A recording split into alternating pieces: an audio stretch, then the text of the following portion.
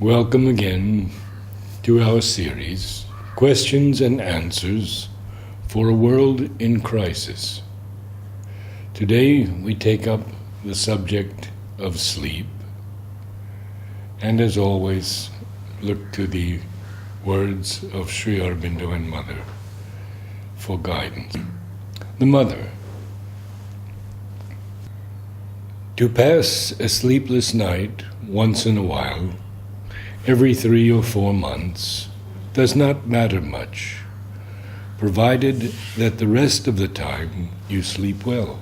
I advise you to sleep well and to take enough rest. This is indispensable in order to be able to keep doing the work regularly and well. My blessings are always with you. Sleep is the school one must pass through if one knows how to learn one's lesson there, so that the inner being may become independent of the physical form, conscious in its own right and master of its own life. There are entire parts of the being that need this immobility and semi-consciousness of the outer being, of the body, in order to be able to lead their own life independently. It is another school for another result, but it is still a school. If one wants to achieve the maximum possible progress, one must know how to make use of one's nights, just as one makes use of one's days. Only, people usually have no idea how to go about it. They try to stay awake, and all they achieve is a physical and vital imbalance, and sometimes a mental one too. Sleep is indispensable in the present state of the body. It is by a progressive control over the subconscious that the sleep can become more and more conscious. 25th January 1938. I know by experience that it is not by lessening the food that sleep becomes conscious.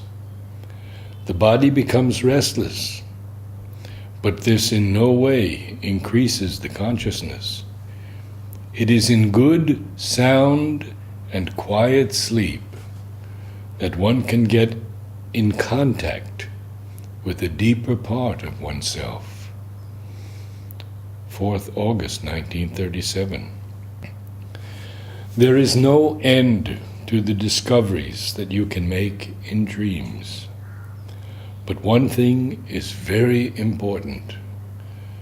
Never go to sleep when you are tired. For if you do, you fall into a sort of unconsciousness, and dreams do with you whatever they like, without your being able to exercise the least control.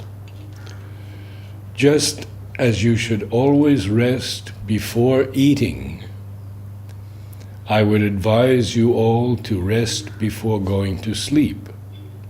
But then you must know how to rest. There are many ways of doing it. Here is one.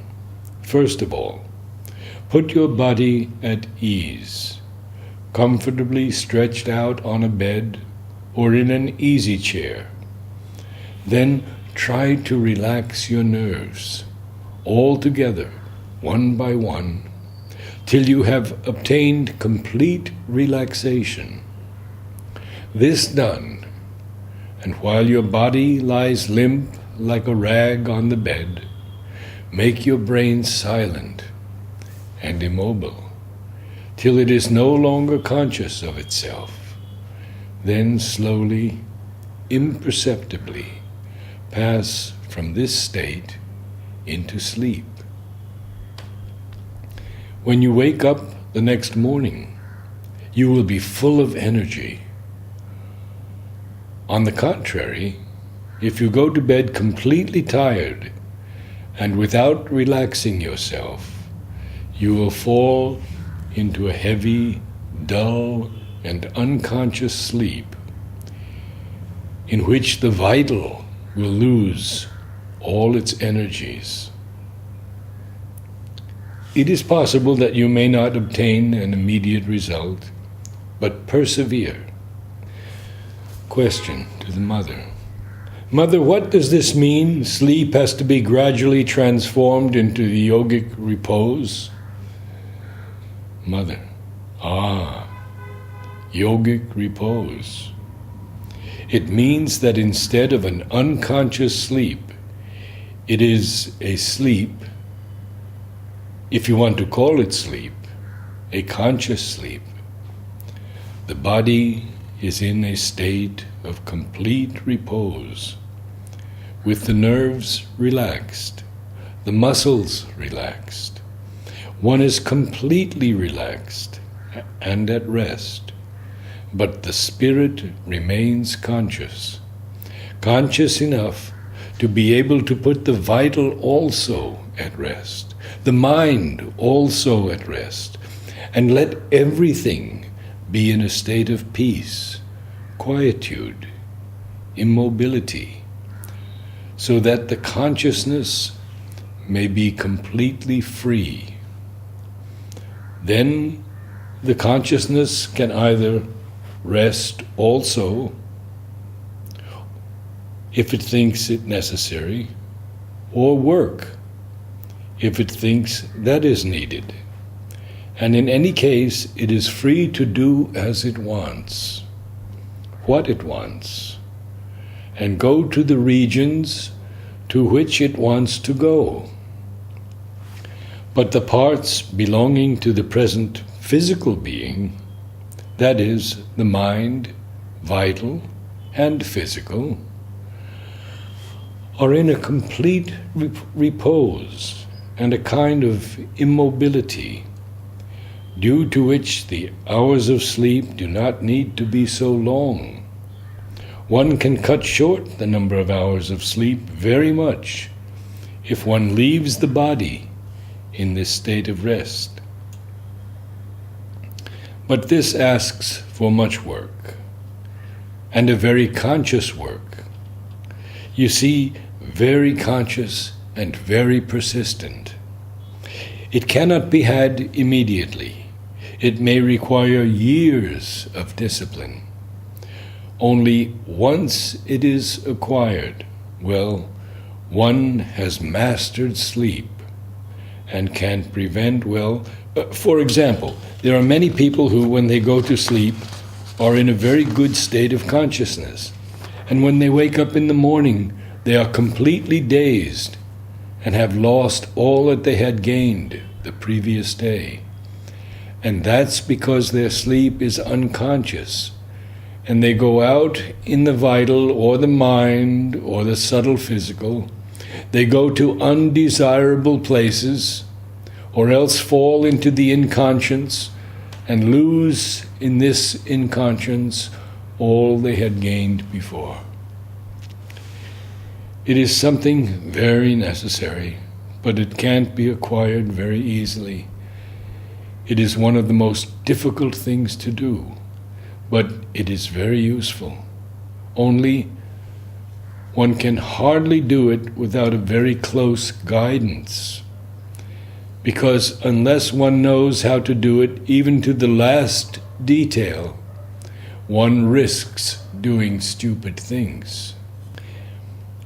In any case, one thing you can do in all security is, before going to sleep, to concentrate, relax all tension in the physical being.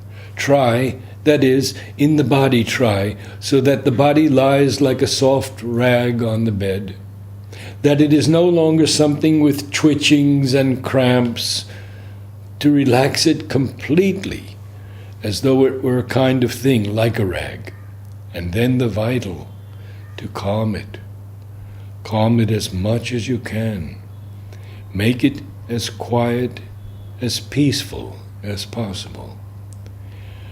And then the mind also, the mind, try to keep it like that, without any activity.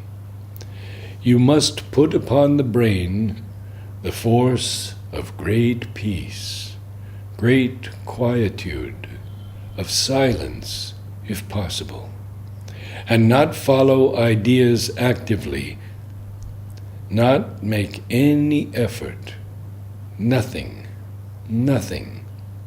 You must relax all movement there too, but relax it in a kind of silence and quietude as great as possible. Once you have done all this, you may add either a prayer or an aspiration in accordance with your nature to ask for the consciousness and peace, and to be protected against all the adverse forces throughout the sleep, to be in a concentration of quiet aspiration and in the protection. Ask the grace to watch over your sleep, and then go to sleep. This is to sleep in the best possible conditions. What happens afterwards depends on your inner impulses. But if you do this persistently, night after night, night after night, after some time, it will have its effect. Usually, you see, one lies down on the bed and tries to sleep as quickly as possible, and then that's all, with a state of total ignorance of how it ought to be done.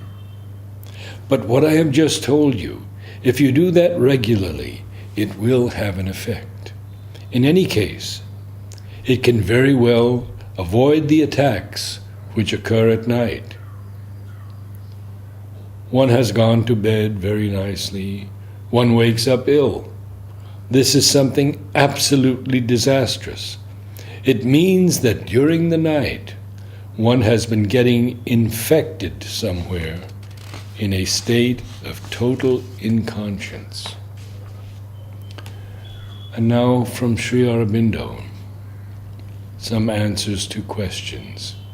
Question: is sleep necessary for a sadhak who has reached the higher consciousness? Sri Aurobindo: so long as one has a body that is not altogether transformed in all its functionings, sleep is necessary. Why are the mind and vitals so active at night? How could one control their activity at night? It is their function. So long as one is not perfectly conscious in sleep, they will act. Question: in the first and middle part of my sleep, there is a great mental and vital activity. But in the last part, this activity subsides, and I get various kinds of symbolic dreams and intimations of higher knowledge. What is the reason of this? Sri Aurobindo: in sleep, one very commonly passes from consciousness to deeper consciousness in a long succession until one reaches the psychic and rests there, or else from higher to higher consciousness until one reaches rest in some silence and peace. The few minutes one passes in this rest are the real sleep which restores. If one does not get it, there is only a half rest. It is when you come near to either of these domains of rest that you begin to see these higher kinds of dreams. question. What is the way to pass into the psychic or the higher consciousness in sleep and rest there? Sri Aurobindo. It is done unconsciously, as it is. If one wants to do it consciously and regulated, one has first to be conscious in sleep. How to make a heavy subconscious sleep light? Sri Aurobindo. By calling in more consciousness.